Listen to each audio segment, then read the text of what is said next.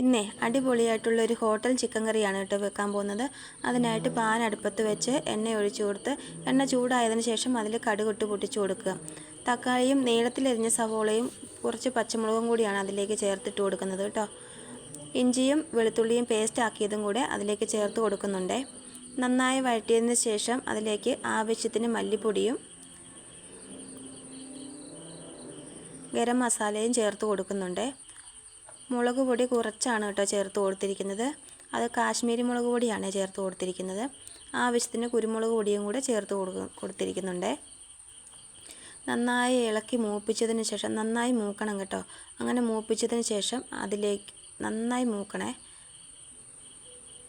അങ്ങനെ മൂത്തതിന് ശേഷം അതിലേക്ക് തേങ്ങാപ്പാൽ പിഴിഞ്ഞൊഴിച്ച് വെച്ചിരിക്കുന്നതിൽ രണ്ടാം പാലാണ് ഒഴിച്ചു കൊടുത്തിരിക്കുന്നത് കേട്ടോ.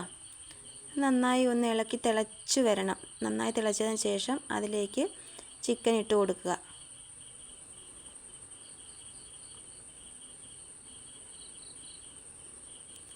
ചിക്കൻ ഇട്ട് കൊടുത്തതിന് ശേഷം അത് നന്നായി ഒന്ന് ഇളക്കി കഴിഞ്ഞതിന് ശേഷം അതിലേക്ക് കുറച്ച് കറിവേപ്പില കൂടി ഇട്ട് കൊടുക്കുക. ആവശ്യത്തിന് ഉപ്പും ചേർത്ത് കൊടുക്കുക. നന്നായി ഒന്ന് ഇളക്കിയതിന് ശേഷം മൂടി വെക്കുക. കുറച്ച് കഴിയുമ്പോൾ ഒന്നും കൂടെ ഇളക്കി കൊടുക്കാൻ മറക്കരുതേ. ഇളക്കി കൊടുത്തതിന് ശേഷം അതിലേക്ക് ആദ്യം നമ്മൾ മാറ്റി വെച്ച ആ തനിപ്പാലാണ് കേട്ടോ അതിലേക്ക് പിന്നീട് ഒഴിച്ചു കൊടുക്കുന്നത്.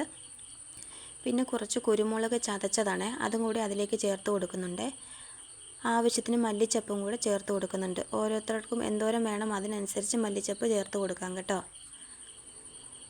അങ്ങനെ നന്നായി ഇളക്കി കൊടുത്തതിന് ശേഷം ചിക്കൻ റെഡി ആയിട്ടുണ്ട്. ഒന്നും കൂടി ഒന്ന് തിളയ്ക്കാൻ വേണ്ടി വെച്ചതിന് ശേഷം തിളച്ച് കഴിയുമ്പോഴത്തേക്കും അതിലേക്ക് വറുത്തിടാൻ വേണ്ടിയിട്ട് ചെറിയ ഉള്ളിയും കറിവേപ്പിലയും പത്തിലമുളകും കൂടിയാണ് ഇട്ട് കൊടുക്കുന്നത് കേട്ടോ.